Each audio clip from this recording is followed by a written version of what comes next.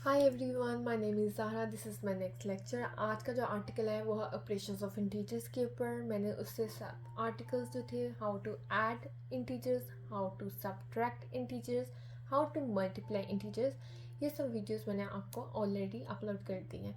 आज का जो हमारा आर्टिकल है वो है हाउ टू डिवाइड इंटीजर्स। तो टाइम वेस्ट किए बगैर हम अपना आर्टिकल स्टार्ट करते हैं। How to divide integers. Integers को डिवाइड किस तरह करना है। इंटीजर्स को डिवाइड करने के लिए भी हम कुछ रूल्स बनाएंगे, जिस तरह मैंने मल्टीप्लिकेशन के, एडिशन के, सब्ट्रैक्शंस के रूल्स दिए थे, उसी तरह डिवीजन ऑफ इंटीजर्स के भी कुछ रूल्स होंगे जिनको आगे हम फॉलो करेंगे और एग्जाम्पल्स अपनी उस तरह फाइंड आउट करेंगे कि किस तरह हमने एग्जाम्पल्स को सॉल्व करना है। इसके भी कुछ रूल्स हैं, इसके भी दो रूल्स होंगे, जिसमें पहला रूल क्या होगा, if we have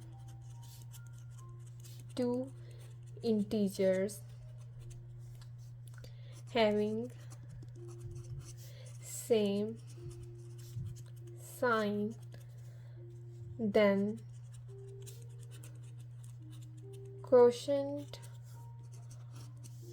of these two integers will be, अगर हमारे पास सेम साइन होगा तो क्वोशंट क्या होगा, विल बी पॉजिटिव। अगर आपके पास दो इंटीजर्स हैं, सेम साइन है, सेम साइन का मतलब कि दोनों इंटीजर्स पॉजिटिव हैं या फिर दोनों ही इंटीजर्स नेगेटिव हैं, then quotient of these two integer, quotient कहते हैं हम डिवीजन को, उसका जो फ्रैक्शन होगा will be the positive. Quotient actually कहते हैं कि जो भी हम फ्रैक्शन, जो भी हम डिवाइड करके आंसर निकालेंगे, that would be called quotient. तो क्वोशंट जो भी आंसर होगा वो हमारा पॉजिटिव होगा। आप आंसर भी यूज़ कर सकते हैं, आप क्वोशंट का वर्ड भी यूज़ कर सकते हैं। अगर हम मल्टीप्लाई कर रहे थे तो मैंने प्रोडक्ट का वर्ड यूज़ किया था, तो यहाँ पे क्वोशंट का वर्ड यूज़ होगा। फॉर एग्जाम्पल, -8 डिवाइड अगर हम करते हैं -b से, तो दोनों का साइन क्या है, सेम। इसको हम ऐसे भी लिख सकते हैं। तो वट एवर द क्वोशंट, जो भी इसका आंसर होगा, हमें नहीं पता हम ए की क्या वैल्यू ले रहे हैं, बी की क्या वैल्यू ले रहे हैं, जो भी आंसर होगा क्वोशंट होगा वो होगा पॉजिटिव। सिमिलरली अगर हम पॉजिटिव ए को डिवाइड कर रहे हैं पॉजिटिव बी के साथ, इसको हम ऐसे भी लिख सकते हैं। तो जो भी आंसर होगा, जो भी क्वोशंट होगा, वो हमारा क्या होगा, पॉजिटिव। ये सेम रूल है जिस तरह मल्टीप्लाई का था। अगर आप मल्टीप्लाई को रिकॉल करते हैं तो उसमें भी था, अगर सेम साइन है तो प्रोडक्ट पॉजिटिव होगा। इस तरह डिवीजन में क्या है, सेम साइंस हैं तो क्वोशंट पॉजिटिव होगा। सेकेंड रूल हमें क्या कहता है, if we have two integers having different signs, same signs and different signs, then quotient, जो भी हमारे पास quotient होगा will be negative, तो वो हम नेगेटिव लेंगे। जो भी हमारे पास क्वोशंट होगा वो नेगेटिव होगा। जैसे कि अगर आपके पास एक इंटीजर है नेगेटिव का और एक इंटीजर है पॉजिटिव का, जिसको हम इस तरह भी लिख सकते हैं, तो क्वोशंट हमारे पास क्या होगा, नेगेटिव।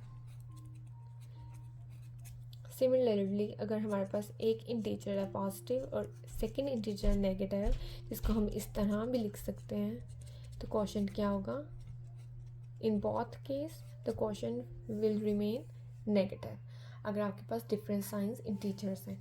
ये रूल नंबर 1 और रूल नंबर 2, इसी को आगे हम फॉलो करेंगे अपनी एग्जाम्पल्स के अंदर। तो मैं यहाँ पे कुछ एग्जाम्पल्स देती हूँ जिससे आपको ये क्लियर हो जाएगा।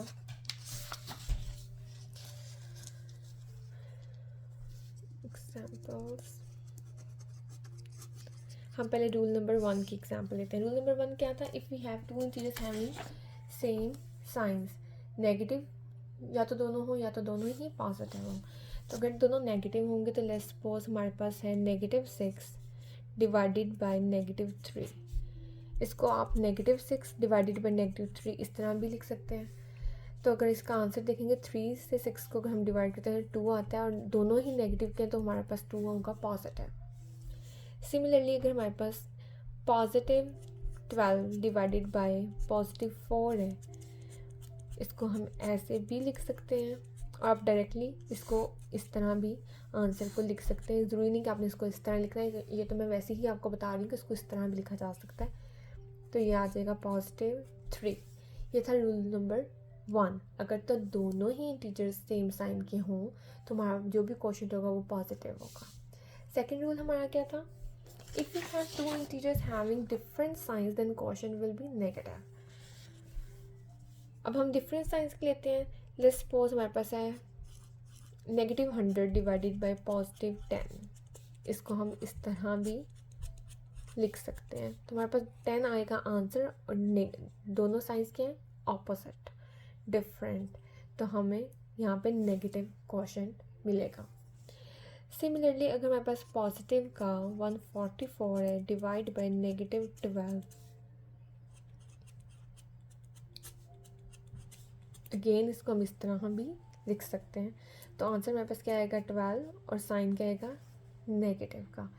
तो आप इनको डायरेक्ट इस तरह भी लिख सकते हैं, ज़रूरी नहीं कि आपने इसको इस फॉर्म में लिखना है, मैं दोनों फॉर्म में बता रही थी।